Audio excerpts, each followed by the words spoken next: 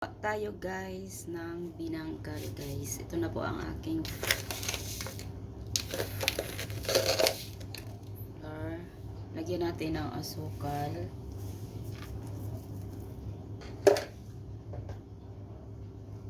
Lagyan natin ng baking powder guys.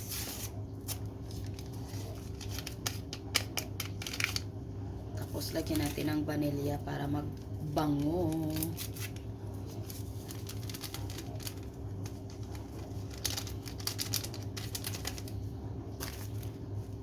Ng milk.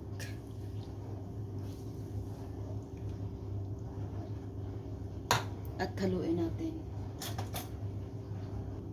Yan, ihalo natin.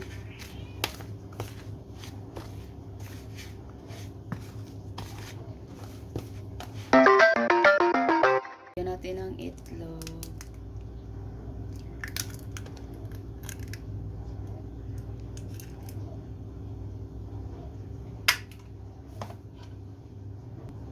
Tapos salt.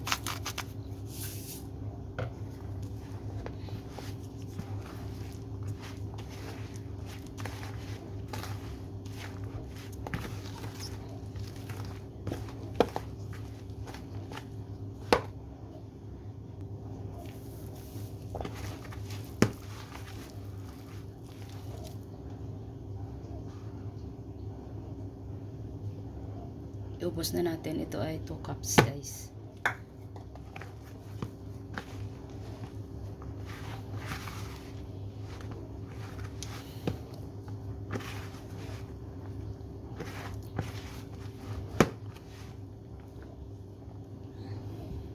Yan na po ang ating ano guys.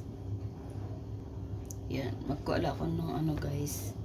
Depende sa inyo guys kung ano kalaki guys. Yan. Ganito lang kalaki ha. Kasi maumay man kung ano guys. Tapos isaw-saw natin sa tubig para mag ano ang ating ano guys. Mag ano ba? At ilagay natin sa sesame guys. Magpilit.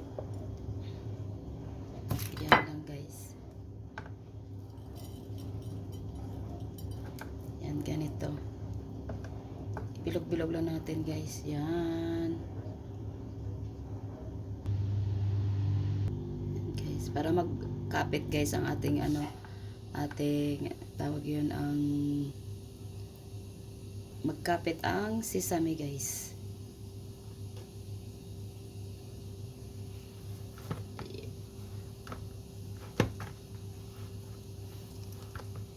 Hindi ko na siya ginano, takal-takal guys ah. Yan, ito na guys, iprito na natin guys.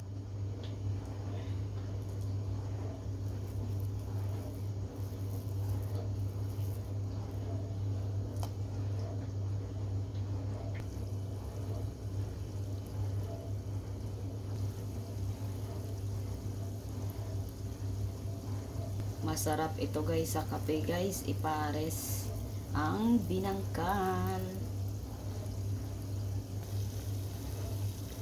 Salamat, nagsiga na.